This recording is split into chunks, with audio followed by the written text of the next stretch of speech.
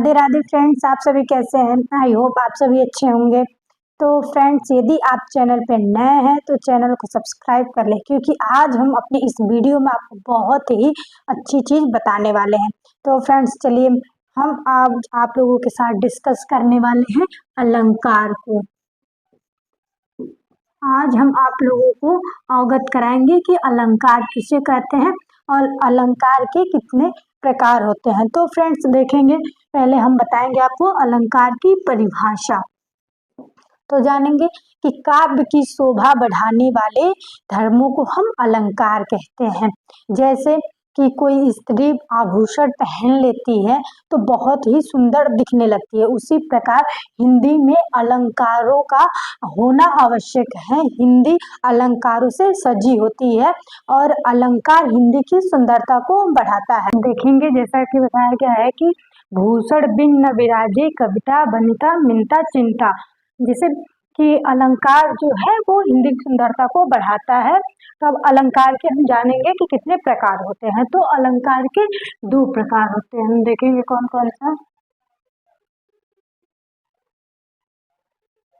पहला होता है शब्द अलंकार,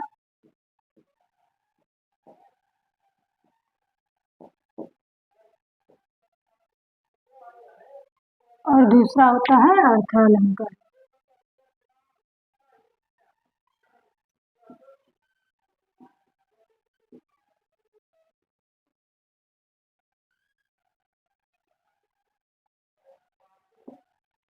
तो फ्रेंड्स, ये रहे अलंकार के 2 प्रकार, शब्द अलंकार और अर्थ अलंकार। अब तो फ्रेंड्स, सबसे पहले हम जानेंगे शब्द अलंकार की परिभाषा।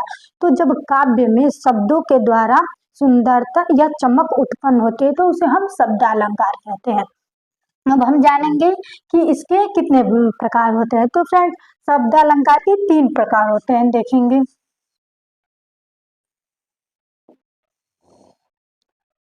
पहला होता है अनुप्रास अलंकार,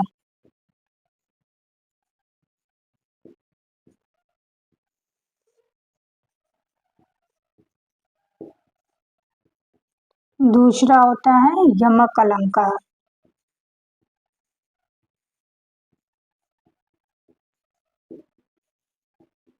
और फ्रेंड्स तीसरा होता है श्लेष अलंकार।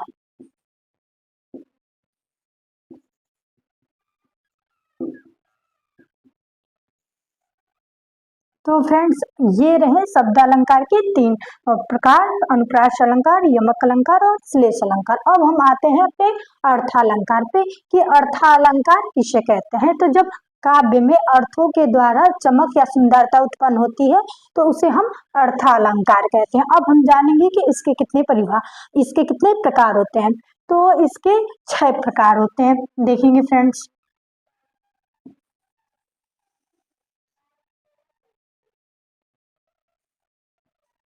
पहला होता है उत्प्रेक्षा अलंकार,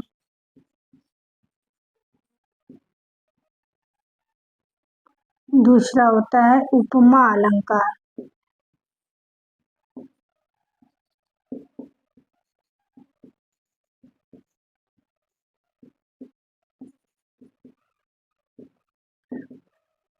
और चौथा है संदेह अलंकार।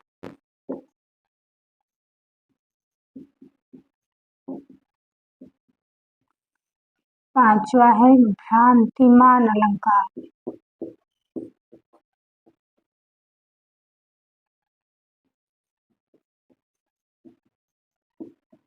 और हम छठा यहाँ लिख देते हैं, छठा है अतिशयोक्ति अलंकार।